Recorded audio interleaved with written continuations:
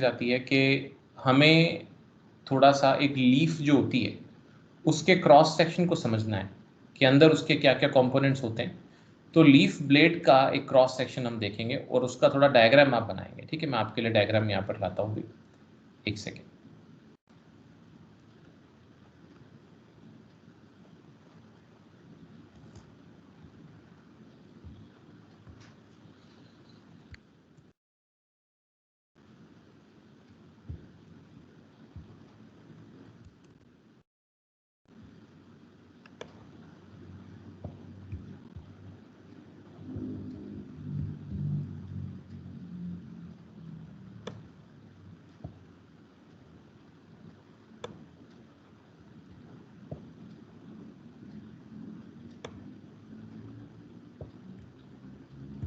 ठीक है, ये है क्रॉस सेक्शन है लीफ का। ये डायग्राम जो है this is cross section for leaf. एक बार आप बनाओ मत, एक बार आप देख लो, मैं इसका और बेहतर डायग्राम आपको देता हूँ, एक बार आप समझ लो जरा। देखिए क्या होता है, जैसे ये लीफ है, आपको पता है ये भी लीफ, जैसे ये लीफ है ना, पूरी एक लीफ होती है। इसको बीच में से ऐसे काटा पहले, ठीक है, काटोगे तो ये हिस्सा सामने आएगा, जो एज देखोगे जैसे ब्लेड की धार होती है, एज आ गई ना, ये वाली एज, मोटाई नजर आएगी यहाँ पर आपको। इसका इस मोटाई का माइक्रोस्कोपिक व्यू है ये, इस हिस्से का, इस हिस्से को देख रहे हैं अपने यहाँ पर, ये जो आप डायग्राम देख रहे हो, गॉट माय पॉइंट। उसका मतलब इतने से जो मैंने सर्कल किया ना वाइट से, उस पोर्शन का डायग्राम है। तो ऑब्वियसली आपको एक तो ऊपर की लेयर एपिडर्मिस और नीचे की एपिडर्मिस नजर आएगी, ये अपर एपिडर्मिस है और ये लोअर एपिडर्मिस होती है इसमें। मतलब अगर अपन बात करें भी क्या क्या नजर आता है, ये डायग्राम अभी आप मत बनाओ, मैं डायग्राम और थोड़ा अच्छा एक डायग्राम, मेरे को तो कॉपी पेस्ट ही करना है ना, तो मैं आपको दिखा देता हूँ। फिलहाल बात को समझो आप। तो यहाँ पर क्या है कि ये जो है ना, इतने से पोर्शन मोटाई की, लीफ की मोटाई का जो है डायग्राम है। तो इसमें देखोगे सबसे पहले ऊपर आप देखोगे तो क्या होगा कि आपको दिखेगी एक अपर एपिडर्मिस और लोअर एपिडर्मिस। जो लोअर एपिडर्मिस होगी ना, उसमें कुछ ग्रीन कलर के सेल्स आपको नजर आएंगे, ये जो होते हैं ये गार्ड सेल्स होते हैं, और इनके बीच की जो खाली जगह होती है स्टोमेटा होती है, ये स्टोमेटा होती है। ठीक है, और जो है बीच बीच में भी आपको जो है ग्रीन सेल्स नजर आएंगे। दो तरीके के ग्रीन सेल्स नजर आते हैं। ठीक है, एक तो ये लंबे इलोंगेटेड सेल्स होते हैं, इनको आप जो है, ये ग्रीन इसलिए, इसमें छोटे छोटे गोले जो बने हैं क्लोरोप्लास्ट बताने के लिए भी, आपको बताया कि इसमें जो है जो क्लोरोप्लास्ट होता है, एक सेकेंड में वेट करना, एक सेकेंड।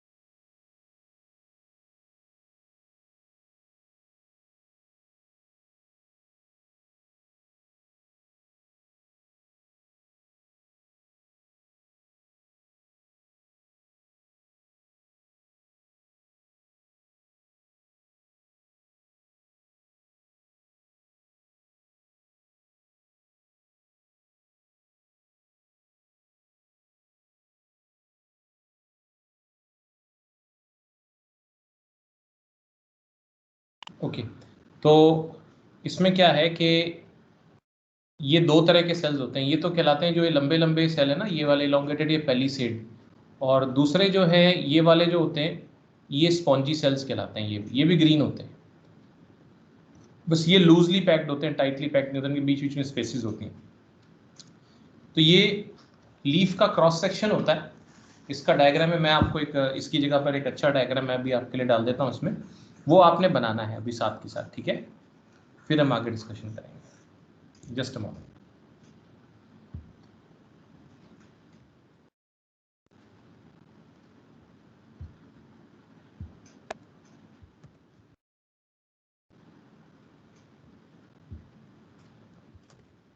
ये वाला डायग्राम बनाइएगा, ठीक है।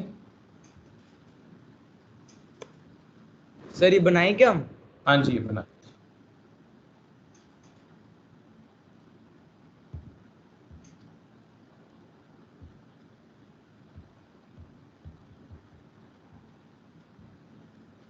सो ये जो डायग्राम है ना, आपको ये और क्लियर डायग्राम हो गया। This is cross section of leaf. This diagram is of cross section of leaf. पिछला डायग्राम मैंने सिर्फ इसलिए दिखाया आपको ताकि आपको पता लग सके भी ये लीफ के कौन से पोर्शन का डायग्राम है। ये अपने सिलेबस कंटेंट में है, इसीलिए आपसे बनवा रहा हूँ, ये ध्यान रखिएगा। डायग्राम लिमिटेड से हम अगर जो हैं वो करने, ठीक है। ये बना लीजिए, 5 मिनट्स ज़्यादा से ज़्यादा लगेंगे इसमें, बना लीजिए इसको। सर ये डायग्राम कितने नंबर का आता है एग्जाम में? 2 मार्क्स तक का आ सकता है।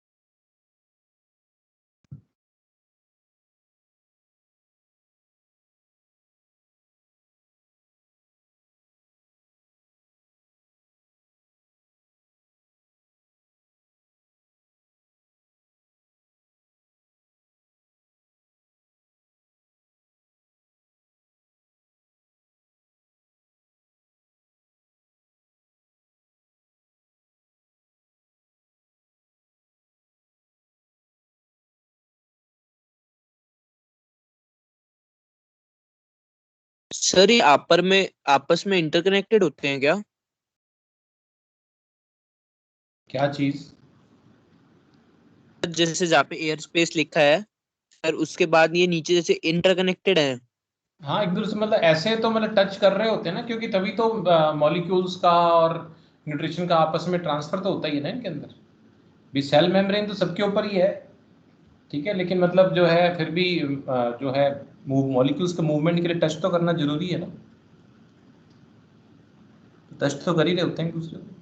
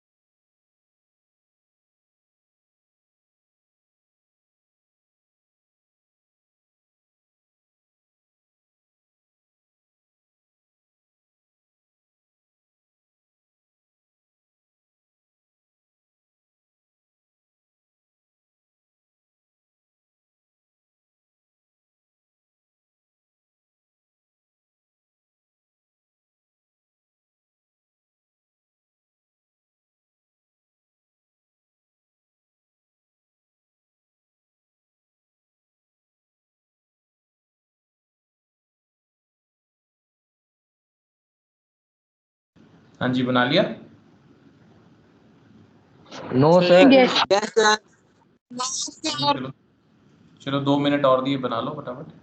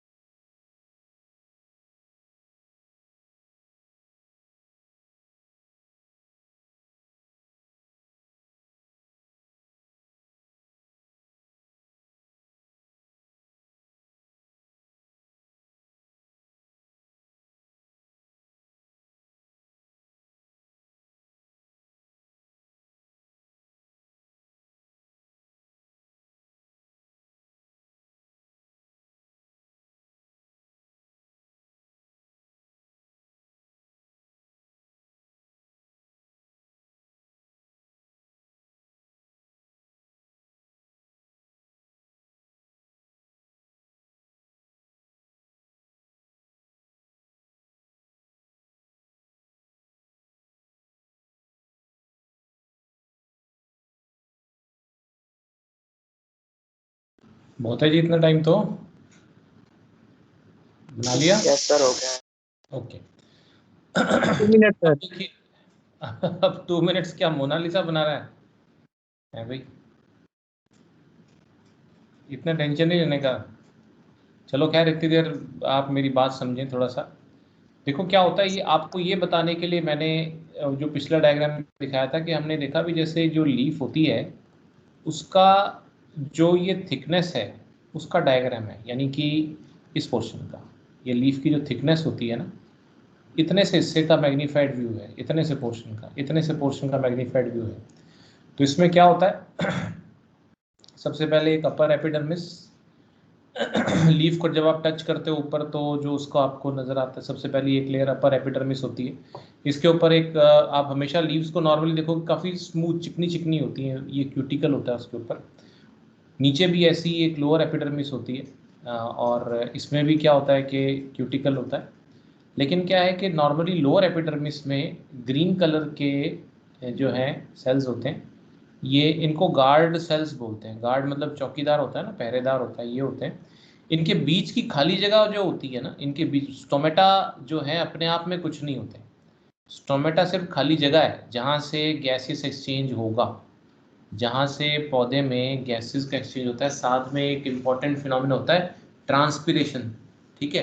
तो वो स्टोमेटा के लिए होता है। यहाँ स्टोमा लिखा हुआ, स्टोमा जो है वो सिंगुलर है स्टोमेटा का, ठीक है। तो इसीलिए जो है यहाँ पर आपको ऐसे स्टोमा लिखा हुआ पड़ा है।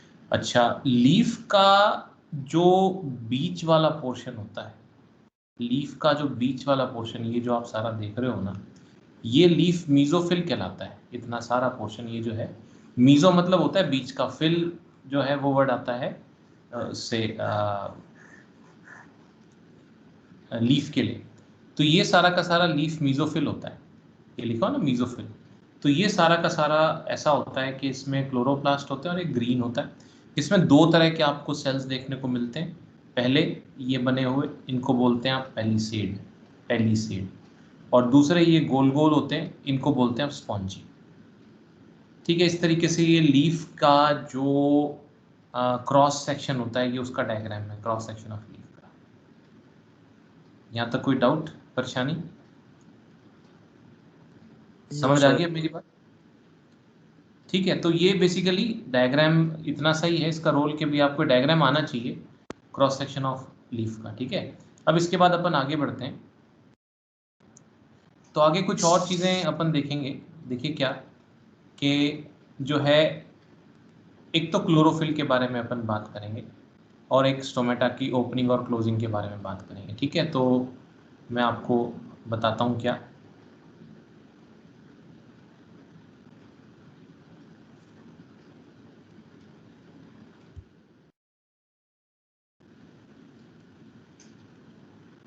नेक्स्ट पेज ले रहा हूँ।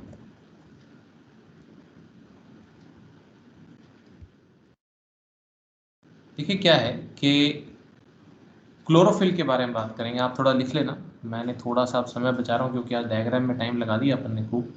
तो क्लोरोफिल जो है, सबसे पहले क्लोरोफिल होता क्या है, आप लिखते चलना साथ साथ। Chlorophyll is a green coloured pigment present in the leaves, जानते ही हो आप। लिखा इसमें क्या है होता है? हाँ जी बोलो। सर, लिखाया कब था आपने? क्या चीज? सर ये आपने कब लिखा है सर, क्लोरोफिल और सर स्टोमेटा वाला? अब आप लिख रहे हो, लिखना शुरू करो। सर ये लिख लें क्या सर हम? हाँ लिख लो। इट ठीक कंटेन्स है। Magnesium metal. कभी कभी मैं टेक्नोलॉजी यूज कर लेता हूँ ना, मैं हूँ बहुत हाईटेक। ये लिखा लिखा है कॉपी पेस्ट कर दिया मैंने, इसलिए आप एकदम से सदमे में आ गए हैं। तो ये क्लोरोप्लास्ट के बारे में सिंपल सी बात है, ध्यान से देखना। It is a green coloured pigment, आप सारे जानते हैं, इसमें तो खैर कोई विशेष बात ही नहीं है। Present in the leaves. It contains magnesium metal, ये नई चीज है आपके लिए। जैसे हीमोग्लोबिन में आयरन होता है, आपको पता है? हीमोग्लोबिन नाम सुना होगा आपने? Yes sir. यस। जैसे ब्लड में हमारे होता है, वो आयरन कंटेनिंग होता है पिगमेंट, वैसे ही क्लोरोफिल में मैग्नीशियम मेटल होता है। और जिन सेल्स के अंदर ये, मतलब जो सेल के अंदर मिलने वाले छोटे छोटे पार्ट्स होते हैं, उनको सेल ऑर्गेनेलीज बोलते हैं। ये तो आपने छोटी क्लास में पढ़ रखा होगा कि सेल के अंदर के जो ऑर्गन्स होते हैं, मतलब छोटे पोर्शन पार्ट्स होते हैं, उनको cell organelles, mitochondria, plastid, nucleus, है ना, ऐसे एंडोप्लाज्म, रेटिकुलम, ये सारे जो नाम है इनको आप सेल ऑर्गेनेलीज बोलते हैं। तो उन सेल ऑर्गेनेलीज को क्या बोलते हैं जिनमें क्लोरोफिल होता है, उनको हम बोलते हैं chloroplast. These are type of plastids. Plastids तीन तरह के होते हैं, नाम सुने हैं आपने?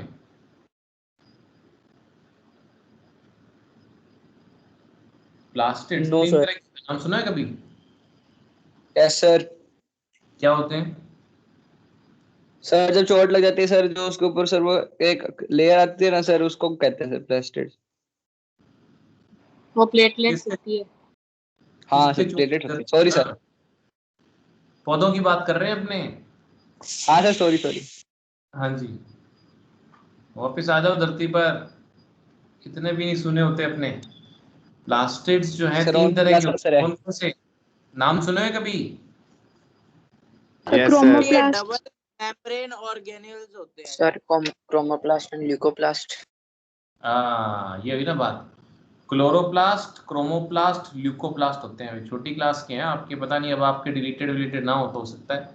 तो ये क्लोरोप्लास्ट जो होते हैं ना, प्लास्टिड्स होते हैं, ये क्लोरोप्लास्ट, जिनमें क्लोरोफिल होता है, वो क्लोरोप्लास्ट कहलाते हैं। लिख लिया?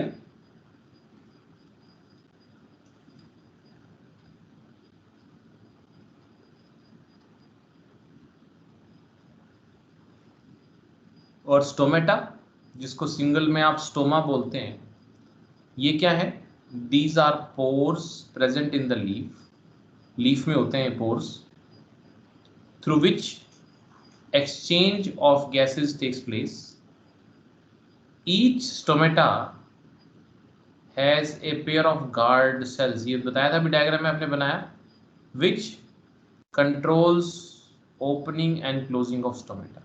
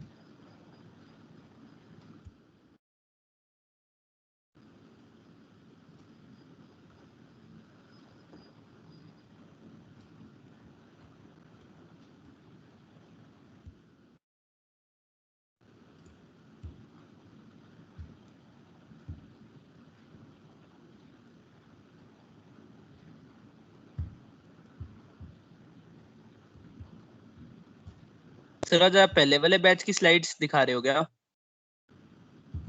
आज लिखने में जोर आ रहा है, कोई बात नहीं, मैं आराम से लिखते हैं। हाँ जी, सर सेम सिलेबस चलता है। सिलेबस तो सेम ही चलता है बेटा दोनों बैच में। सर उसमें उनको कितने हैं? उसमें कितने बच्चे हैं? बच्चे ही हैं उसमें भी। कितने पूछ रहा हूँ सर। अचार डालेगा? नहीं सर, वैसे ही काम था सर। कोई जरूरत नहीं है उसकी तो मैं जानने की।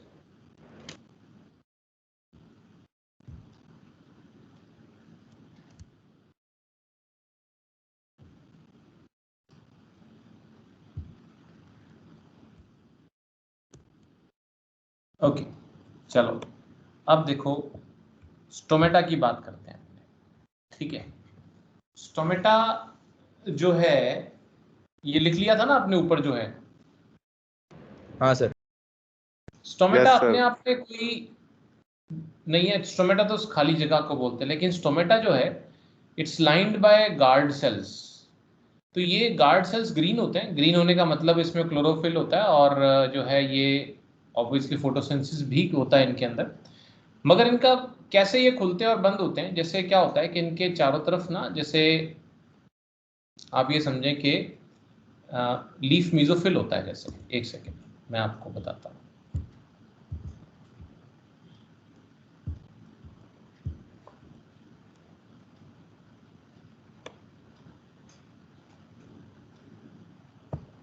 सर ये डायग्राम भी बनाना है क्या?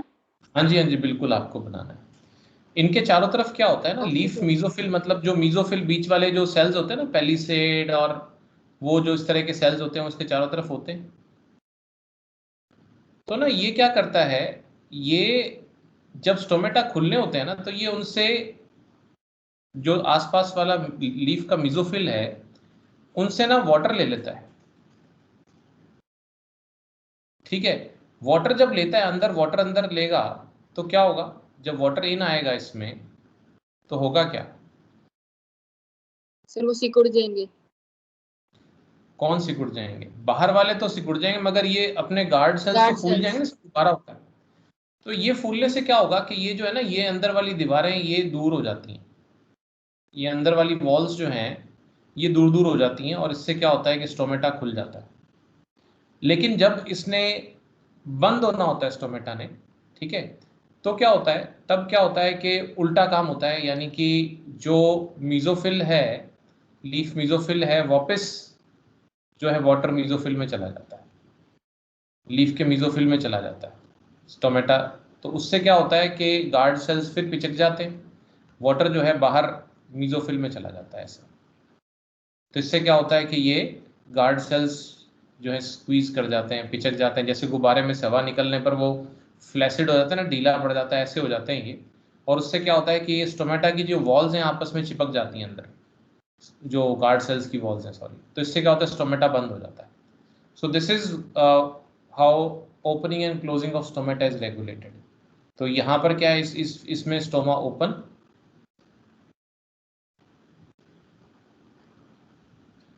इसमें स्टोमा क्लोज्ड है।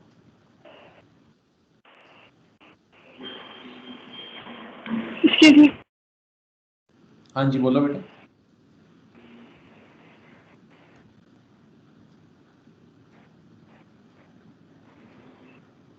सर ये ओपनिंग उल्टा नहीं होना चाहिए सर, जब पानी जाएगा तो सर वो स्वेल हो जाएंगे और फिर बंद हो जाएंगे सर, जब सिकुड़ जाएंगे तो खुल जाएंगे। नहीं नहीं, जैसे आप गुब्बारे में हवा भरेंगे तो गुब्बारे की दीवारें तो मतलब गुब्बारे में हवा भरेंगे या पानी भरेंगे, सर गुब्बारे की ये दीवारें डायग्राम फैलेंगी। बनाना क्या? हाँ जी, डायग्राम बनाना है प्लीज।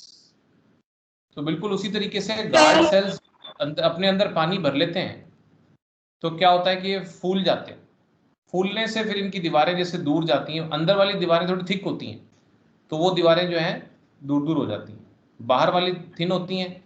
तो क्या होता है कि बाहर वाली पर प्रेशर ज़्यादा पड़ता है, बाहर वाली दीवारों पर प्रेशर क्या होता है, ज़्यादा पड़ता है, तो बाहर की तरफ ज़्यादा खुलता है, ऐसे ज़्यादा ज़्यादा खिंचाव पड़ता है इसके ऊपर पानी भरने से, तो अंदर वाली दीवारें जो है ना वो दूर दूर हो जाती हैं, इस तरीके से होता है।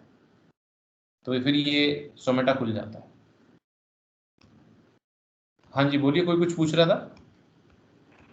सर बात पे समझा दो, एक्चुअली नेटवर्क इशू हो गया था। एक बार आप डायग्राम बनाओ, मैं दोबारा समझा देता हूँ। सर बना लिया। सर बना। हाँ कोई बात, 2 मिनट वेट कर लेते हैं।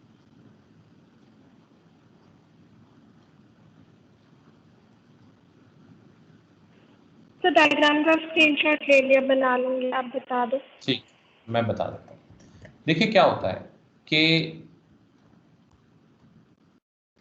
जैसे गार्ड सेल्स ऐसे बीन शेप्ड होते हैं। सर एक बार दिखाना स्क्रीन पिछले वाली।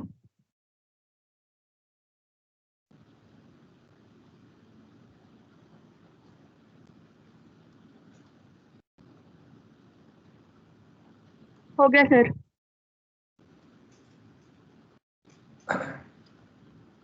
जैसे गार्ड सेल्स की अगर आप बात करेंगे तो गार्ड सेल्स इस तरीके से होते हैं, ठीक है।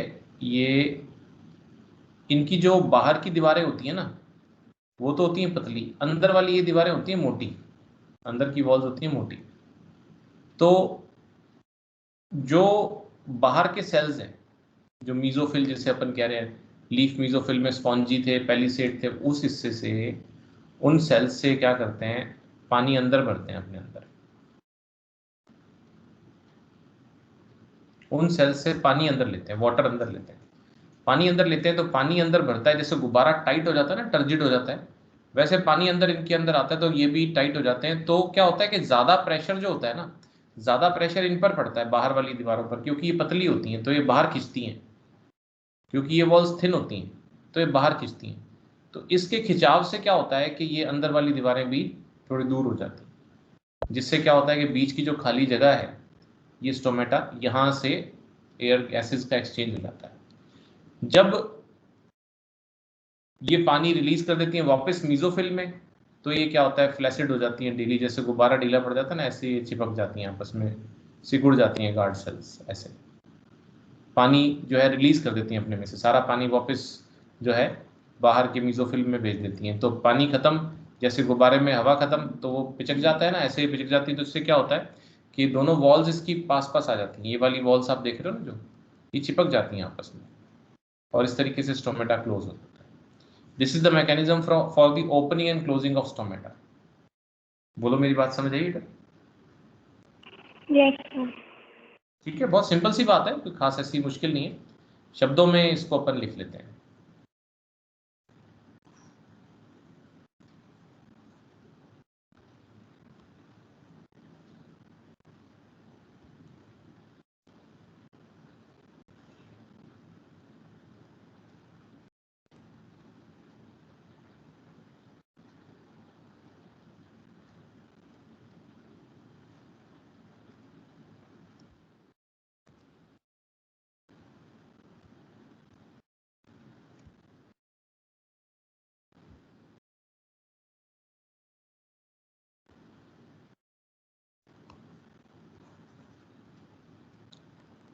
तो ये लिख लो आप अपने पास, to open stomata, guard cells absorb water from surrounding cells of leaf mesophyll and swell, due to which stomata open, and to close stomata they release back water into surrounding leaf mesophyll, due to which walls of guard cells come together and stomata gets closed. जो मैंने आपको बात समझाई वो कम से कम शब्दों में ऐसे लिखी जा सकती है। This is about opening and closing of stomata.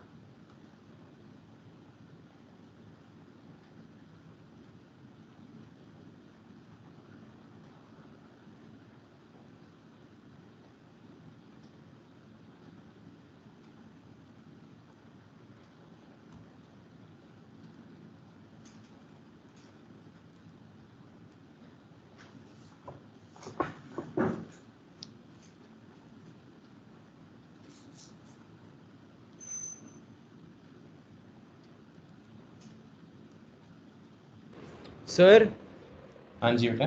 Sir एक बार क्लोजिंग और बता सकते हो? क्लोजिंग में बिल्कुल ऐसे होता है बेटा कि जैसे आप समझे बात को, कि जो गार्ड सेल्स होते हैं ना, जो गार्ड सेल्स होते हैं, यस सर। इनके चारों तरफ भी तो सेल्स होती हैं ना, मीजोफिल सेल्स होते हैं, जो भी आपने डायग्राम बनाया था पेलिसेड और वो, तो वो वाले सेल्स होते हैं इसके चारों तरफ, वो वाले सेल्स होते हैं इनके चारों तरफ। Okay sir. तो उनसे ये पानी लेते रहते हैं, या तो उनसे ले लेते हैं या वापस दे देते हैं। तो जब तो पानी ये उनसे लेते हैं तब तो क्या होता है, ये फूल जाते हैं और स्टोमेटा ओपन करता है। Okay sir. ठीक है, और रिवर्स जब ये पानी जो उनमें वापस चला जाता है, यानी मीजोफिल में चला जाता है, तो ये सिकुड़ जाते हैं। सिकुड़ने से क्या होता है कि इनकी जो वॉल्स हैं वो ऐसे क्लोज आ जाती हैं, पास पास आ जाती हैं, ऐसे ये ढीले पड़ जाते हैं। Okay sir. तो उससे क्या होता है कि जो है ये स्टोमेटा बंद हो जाते हैं, ये जो वाटर है मीजोफिल में चला जाता है, इस तरीके से ये चीज है इसके अंदर, वाटर मीजोफिल में चला जाता है बाहर। ठीक है सर, ऑस्मोसिस का यूज होता है ना इसमें? वो तो एक अलग फैक्टर, देखो प्लांट्स में जो वाटर का जो चलता है आगे, तो ऑस्मोसिस तो चलता ही है उसके अंदर, वो एक अलग फैक्टर है। उस वो हमारा फिलहाल पॉइंट ऑफ कंसर्न नहीं है, इसलिए अपन डिस्कशन नहीं कर रहे उन बातों का।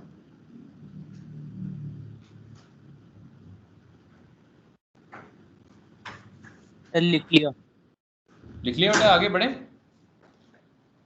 Yes, sir. Yes, sir. एक मिनट। अच्छा, अब क्या आता है देखिए इसमें कि जो सर एक बार फोटोसिंथेसिस सर है। हाँ जी बोलो। सर एक बार स्लाइड टर्न करना सर।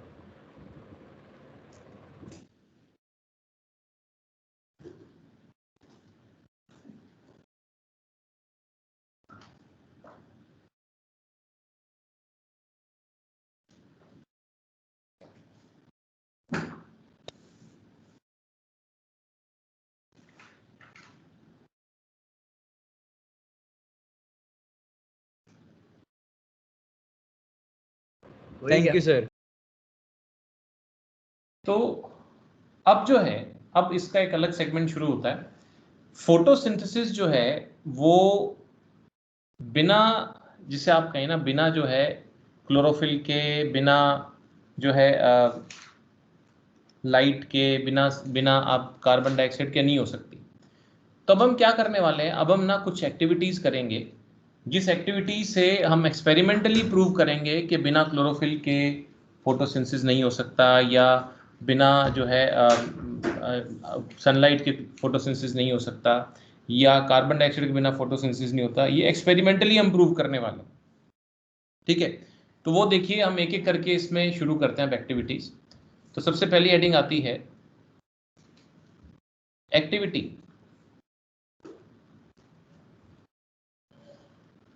टू शो दैट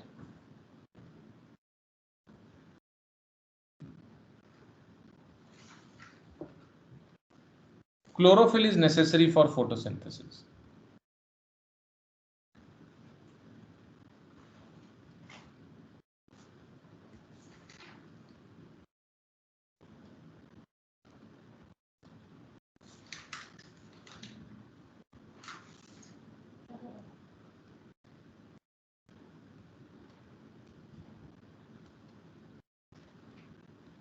मतलब क्लोरोफिल अगर नहीं होगा तो फोटोसिंथेसिस नहीं होगा। हम जानते हैं, बहुत अच्छी बात है, वैसे अपन जानते ही हैं, बट इसको डिमॉन्स्ट्रेट करना है, एक्सपेरिमेंटली हमने शो करना है कि ऐसा नहीं हो सकता, अगर क्लोरोफिल नहीं होगा तो ऐसा नहीं होगा।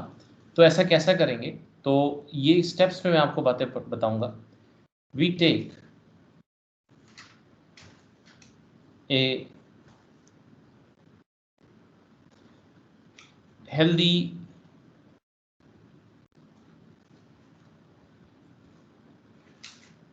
potted plant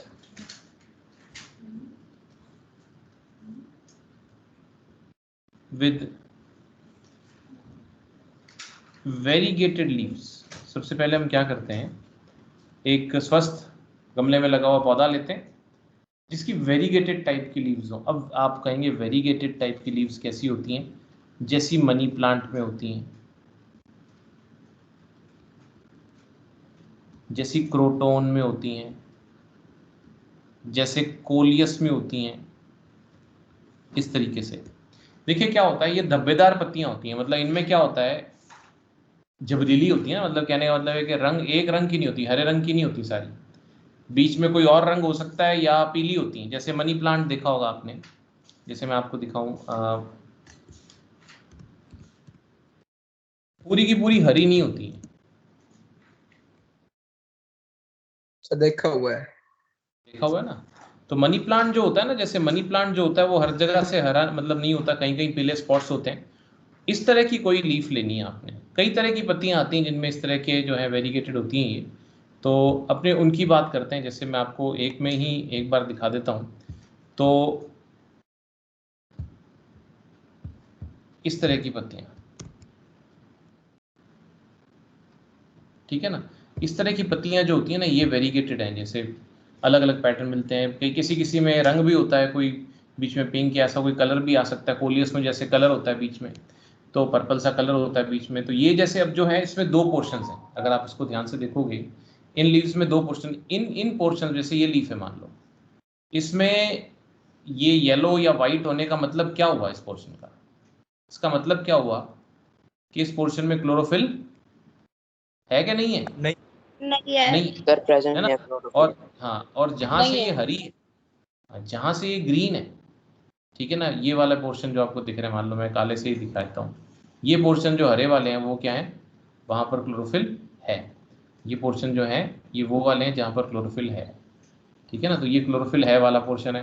तो इस तरह से आपको ऐसा नहीं, तो नॉर्मली क्या होता है कि ऐसी होती हैं जो जिनमें क्या होता है कि जो है मतलब पूरी ग्रीन होती हैं, ऐसी नहीं। अपने को स्पेसिफिकली इसके अंदर वेरीगेटेड लीफ लेनी है, वेरीगेटेड लीफ वाला पौधा लेना है। अभी अपने पास पौधा गमले में लगा हुआ है और कुछ नहीं किया हमने। अब हम क्या करेंगे, प्लांट के बाद क्या लिखा है? हैं जी, मनी प्लांट के बाद क्या लिखा है? Croton.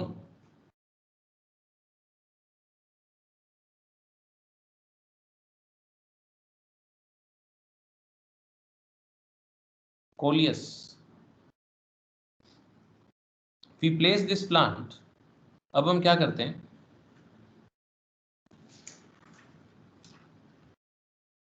We place this plant in dark for 3 days। सबसे पहले हम इस पौधे को उठा के 3 दिन के लिए अंधेरे में रख देते हैं। This is done to destarch the plant.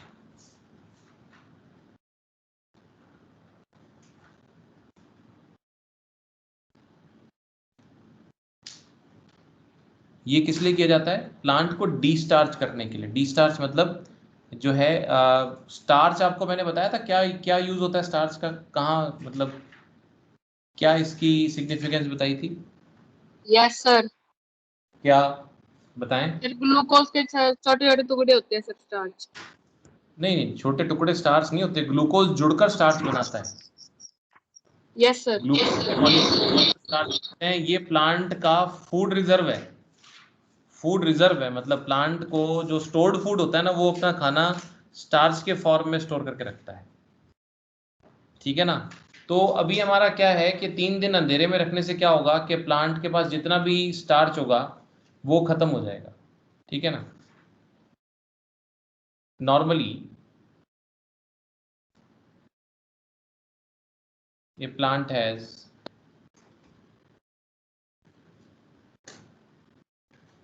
Reserve food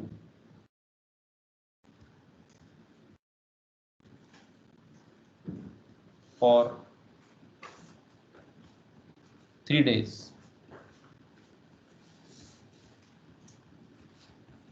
to survive without photosynthesis। Photosynthesis के बगैर भी वो गुजारा कर सकता है।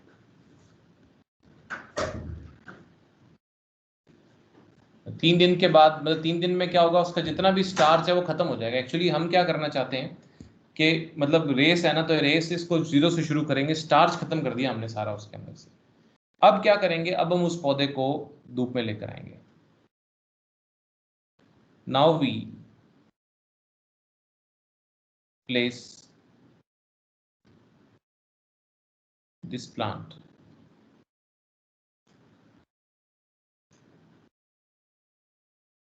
in sunlight for 6 hours। 6 घंटे के लिए धूप में रखते हैं। ठीक है।